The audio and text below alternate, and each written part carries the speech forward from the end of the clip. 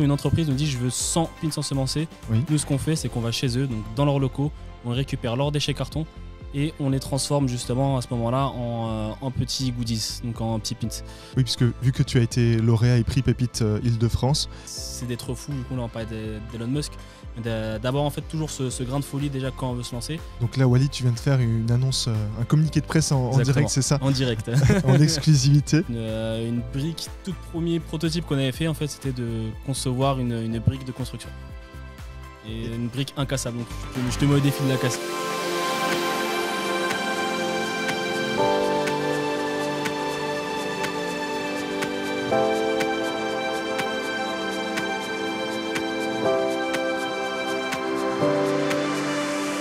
Bonjour, bienvenue sur cette nouvelle vidéo sur la chaîne Parler Partager. Aujourd'hui, je suis avec une personne très spéciale qui a été étudiant, entrepreneur, prix Pépite régional, lauréat pour le prix Pépite national. Je me retrouve avec Walid Massour. Walid, comment ça va? Ça va très bien et toi? Ça va, merci. Merci d'avoir accepté notre invitation. Bah, avec plaisir. Alors, on va te poser plein de questions, Walid. Tu as un projet très intéressant, un projet entrepreneurial assez intéressant, un parcours aussi intéressant. Tout d'abord, est-ce que tu peux te présenter, Walid? Alors, je m'appelle Walid Massour, j'étais étudiant entrepreneur et je me suis lancé en fait pendant mes études donc sur un projet fou et aujourd'hui en fait je suis chef d'entreprise avec 3 salariés, donc c'est complètement fou, je m'imaginais pas avoir une entreprise. Donc, incroyable. Ce qu'on fait donc avec mon entreprise donc qui s'appelle Breakup, donc on transforme en fait les déchets carton des entreprises en goodies et en objets de décoration. Magnifique. Donc l'entreprise Breakup. Quand est-ce que ça a commencé cette aventure, Walid? Bah alors tout est parti en fait pendant le premier confinement. Donc pour te dire, donc nous on habite dans une ville en fait où les éboueurs en fait s'étaient pas passés pendant une semaine, donc à cause du confinement il y avait eu un petit décalage. Okay. Ça fait que ma poubelle en fait elle s'est énormément remplie. Et c'est là à ce moment-là en fait on a eu le petit tilt, on s'est demandé en fait ce qu'on pouvait faire avec tous les déchets carton, donc de la poubelle en question du coup qui se remplissait. Et on a réfléchi à toutes les initiatives en fait qui existaient autour de la transformation des déchets carton. En tombant sur quelques vidéos sur internet et en ayant quelques idées un peu à droite à gauche, on a réussi en fait à monter un incroyable projet qui aujourd'hui en fait est une véritable entreprise. Et du coup, qu'est-ce qu'elle fait cette entreprise? Donc ce qu'on fait en fait, c'est si on devait caricaturer pour que les gens comprennent bien. Donc, une entreprise nous passe commande, donc me dit par exemple admettons je veux admettons donc nous notre produit fort en fait c'est des petits pins ensemencés. Donc admettons une entreprise nous dit je veux 100 pins ensemencés. Oui. Nous ce qu'on fait c'est qu'on va chez eux, donc dans leurs locaux, on récupère leurs déchets carton et on les transforme justement à ce moment-là en petits goodies, donc en petits pins. Donc vous donnez en fait une seconde vie au carton, aux déchets qui allaient potentiellement partir soit au recyclage, soit en fait. Exactement. Pas du tout, en fait. Exactement. Donc on donne une seconde vie aux déchets carton. Et après en fait, je l'ai pas précisé, mais en fait on part pas en fait sur du déchet, enfin sur un déchet carton normal. En fait, c'est pas juste du découpage. Donc le carton il va être broyé puis mixé. Ensuite on le mélange avec une colle écologique, des pigments pour que ce soit un peu joli.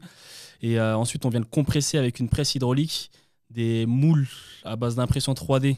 Donc au début on s'est lancé avec de l'impression 3D. Maintenant on passe sur des moules en aluminium. Mais en gros, dans l'idée, en fait, c'est qu'on vient de compresser la pâte à carton pour donner en fait la forme au produit. Et ensuite, on laisse sécher naturellement. Et ensuite, on y ajoute des finitions, ce genre de choses. Mais avant de commencer à tout ce projet incroyable, rassure-moi, tu ne savais pas faire tout ça? Alors, pas du tout. Pas du tout. On savait rien faire du tout. Donc, on a énormément fonctionné à la débrouille. Donc c'est-à-dire qu'à partir du moment où on avait une problématique, donc je sais pas, je dis des bêtises, mais admettons on doit percer, je sais pas, peut-être du métal, donc on savait peut-être pas forcément le faire, donc on allait sur YouTube tout simplement et on regardait en fait comment ça fonctionnait et ainsi de suite et c'est comme ça en fait qu'on a monté le projet de A à Z. Donc avec YouTube, il y avait aussi les partenaires qui ont pu nous encadrer depuis le début de la création depuis le début du projet, pardon. Oui, puisque vu que tu as été lauréat et prix Pépite Île-de-France, je suppose qu'il y a eu des partenaires qui t'ont soutenu, qui t'ont accompagné. Et même avant, du coup, parce qu'en fait, le Pépite, il nous accompagne bien avant qu'on ait le prix, justement. Et en fait, à l'issue de cet accompagnement, donc à la fin de chaque année, donc il y a le prix Pépite du coup, régional. Et en fait, sur le classement, dans chaque Pépite, en fait, si tu arrives parmi les 5 premiers, le premier des 5, il a automatiquement en fait, le prix Pépite national. Incroyable. Et il remporte en fait 10 000 € pour pouvoir subventionner justement son entreprise. Incroyable. Et c'est génial et je pense que ça peut encourager des futurs étudiants entrepreneurs ou des jeunes entrepreneurs ou des entrepreneurs, des potentiels entrepreneurs. En tout cas, c'est incroyable. Est-ce qu'on peut chiffrer peut-être sur les grandes lignes l'impact positif en fait de de votre société aujourd'hui, Brickup, c'est quoi en fait? Ça représente quoi? Combien de tonnes de cartons recyclés? Enfin, je sais pas si tu as des chiffres comme ça. Alors, je dirais qu'en fait, pour l'instant, aujourd'hui, donc là, ça fait quoi? Ça fait 1 an qu'on a réellement commencé en fait à commercialiser nos produits, Ok. que la société elle est créée. Le temps de tout mettre en place, le temps d'avoir les premiers clients, on n'a pas forcément eu un impact archi puissant. Mhm. Donc là, on a justement d'autres projets donc, justement, que je n'ai pas encore annoncé officiellement, mais on aimerait bien, en plus de la transformation, s'attaquer à tout ce qui est collecte de déchets. Donc dans l'idée, en fait, ça serait de collecter en fait, l'intégralité des déchets cartons d'une entreprise D'accord. et en fait, fonctionner en fait, sur le système d'abonnement. Donc l'entreprise nous paye, admettons, je sais pas, une telle somme pour récupérer tous ces déchets cartons.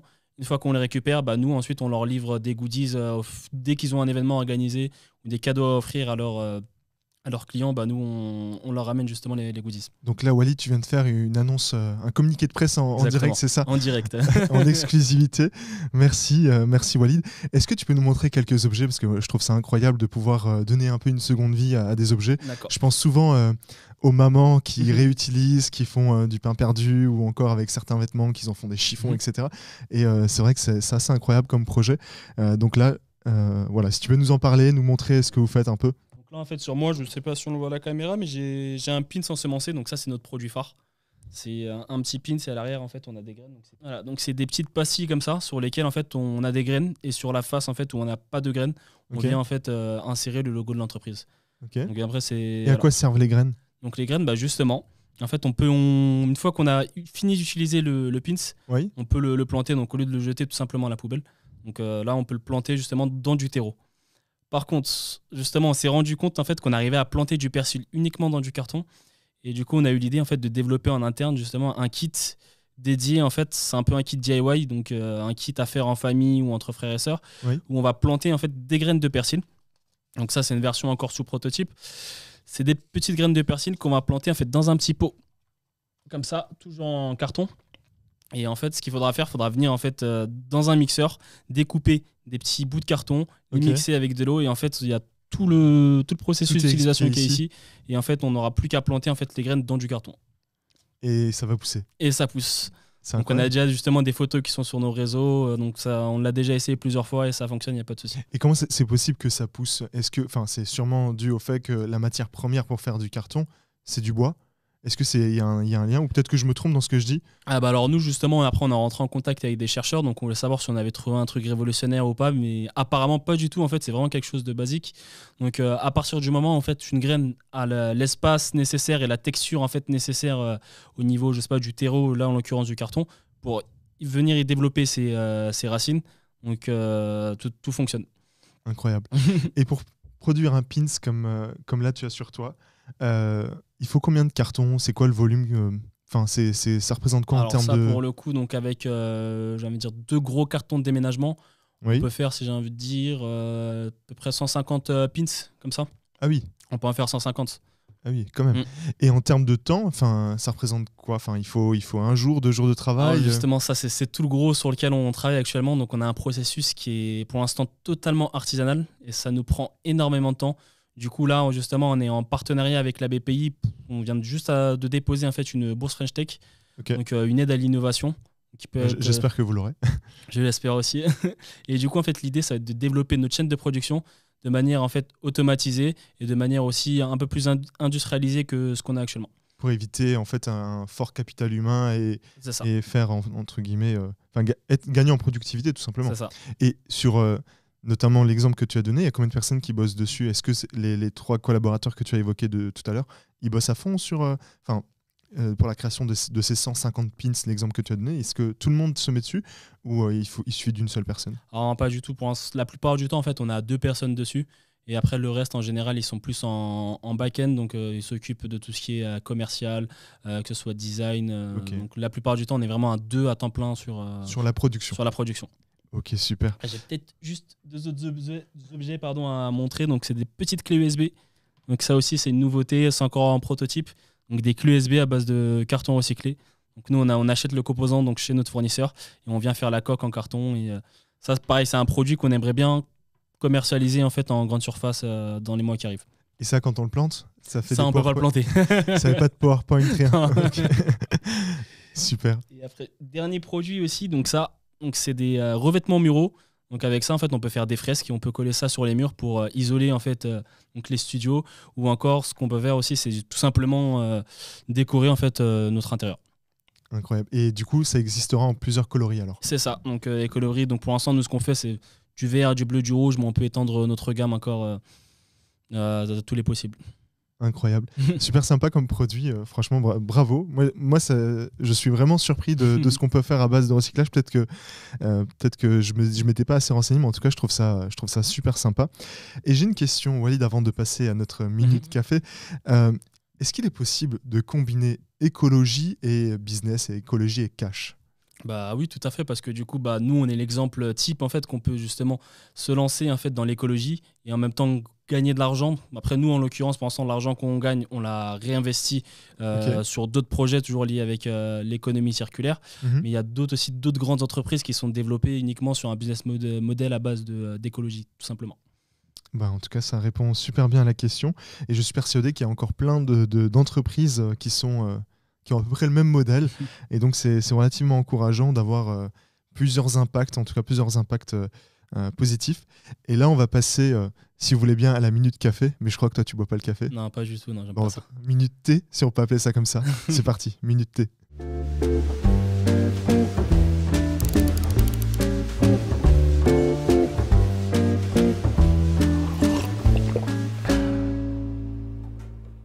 Du coup, Walid, minute café, mais on l'a changé pour toi, minute thé. Est-ce que tu peux nous donner ou nous partager le film qui t'inspire le plus? Le film qui m'inspire le plus, ça va être compliqué, il y en a tellement. Mais sinon, si je devrais faire un tri entre tous les films que j'adore, donc moi je suis très film fantastique, Avengers et tout, mais sur tous les Avengers, j'irais plus le tout premier Captain America. Pourquoi? Le soldat de l'hiver. Non, pas le soldat de l'hiver, ça c'est le deuxième, pardon. Tout premier, le First Avengers. Parce que en fait, on part d'un personnage en fait qui voulait en fait rentrer dans l'armée. Il s'est donné corps et âme pour pouvoir rentrer dans l'armée, mais il ne pouvait pas rentrer dans l'armée parce qu'il était petit. Et à force d'acharnement, il a réussi justement en fait à devenir le Captain America en ayant été sélectionné pour recevoir en fait la piqûre pour pouvoir devenir justement le premier Avengers. Donc, est-ce qu'on peut traduire ça? Le travail, paye. Ça paye. Exactement. La personnalité qui t'inspire le plus au quotidien? Alors, peut-être qu'on aura tendance à dire que c'est assez basique de sortir cette réponse quand on se lance dans l'entrepreneuriat. Donc, je dirais Elon Musk. Pourquoi Elon Musk? Parce qu'en fait, je dirais qu'en fait, c'est l'un des entrepreneurs en fait, qui se lance sur des projets complètement fous. C'est-à-dire des projets auxquels toi-même, tu vas même pas y penser. Donc, qui se dit en fait moi demain je vais aller sur la Lune ou je vais aller dans l'espace. Donc c'est vraiment pour ça en fait que je dis Elon Musk. Donc c'est plus sur un parti c'est beaucoup plus sur un parti folie d'idées, créativité, etc. Ouais. Très bien. Et est-ce que tu as des conseils à donner aux futurs entrepreneurs? D'accord. Bah, le premier conseil du coup que je pourrais donner, donc du coup c'est d'être fou. Du coup là on parlait d'Elon Musk, d'avoir en fait toujours ce grain de folie déjà quand on veut se lancer. Et une fois qu'on s'est lancé, donc y aller à fond en fait. Ne pas y aller en fait à 10 ou 50%. Donc y aller à fond et ne pas trouver d'excuses en fait. Donc l'excuse, oui, mais j'ai sport, j'ai école. On peut tout faire en même temps si on arrive suffisamment à s'organiser et à savoir doser en fait à quel moment je dois faire ça, à tel moment je dois faire ça. On peut toujours s'organiser en fait pour se lancer dans l'entrepreneuriat. Et je pense qu'il suffit juste d'avoir la volonté pour pouvoir se lancer dans l'entrepreneuriat. En tout cas, merci pour tes conseils, Walid. Est-ce qu'on peut parler un peu du futur de ton entreprise? Breakup, c'est quoi dans 5 ans, dans 10 ans? Ou bien Walid Massour, il devient quoi dans 5 ans ou dans 10 ans? Alors dans 5 ans, justement, on espère en fait avoir pu développer notre société donc de A à Z. D'accord. Et avoir réinvesti justement l'ensemble de nos revenus sur des projets encore plus fous. Donc, c'est-à-dire le tout premier projet qu'on avait au tout début, c'était de transformer les déchets carton en briques de construction. En briques de construction, c'est-à-dire faire des maisons avec des cabanes? Ouais, donc, pour le coup, j'ai un exemple. Donc une brique, tout premier prototype qu'on avait fait, en fait, c'était de concevoir une brique de construction. Et une brique incassable. Donc je te mets au défi de la casser. Mais Et malgré la pluie, ça ne se... Alors justement, après, c'est à ce moment-là où ça a commencé à bloquer. C'est pour ça qu'on a mis ce projet en stand-by. Parce qu'on n'avait pas forcément les revenus nécessaires pour se lancer sur ce genre de projet. Incroyable. Ou bien vous pouvez lancer des Lego pour les enfants. On a eu cette idée aussi, mais pareil, c'est compliqué, donc on a préféré se lancer sur la décoration d'intérieur et les goodies. Incroyable. Je peux poser ça là? Avec plaisir. Super.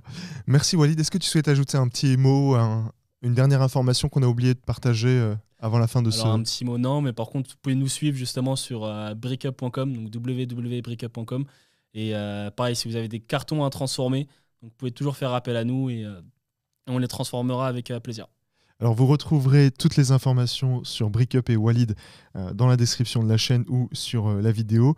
En tout cas, merci Walid d'avoir partagé toutes ces expériences, ces idées, si je peux me permettre, folles un peu, de recycler, en tout cas de faire des produits de seconde vie, etc. à travers les cartons. C'est super sympa. Et n'oubliez pas, donc, en parler, c'est partager, et c'est en partageant qu'on en parle. Pensez à bien nous suivre sur toutes les plateformes, liker, commenter et partager. Et on se retrouve dans une nouvelle vidéo avec de nouvelles personnes. Merci, à très bientôt.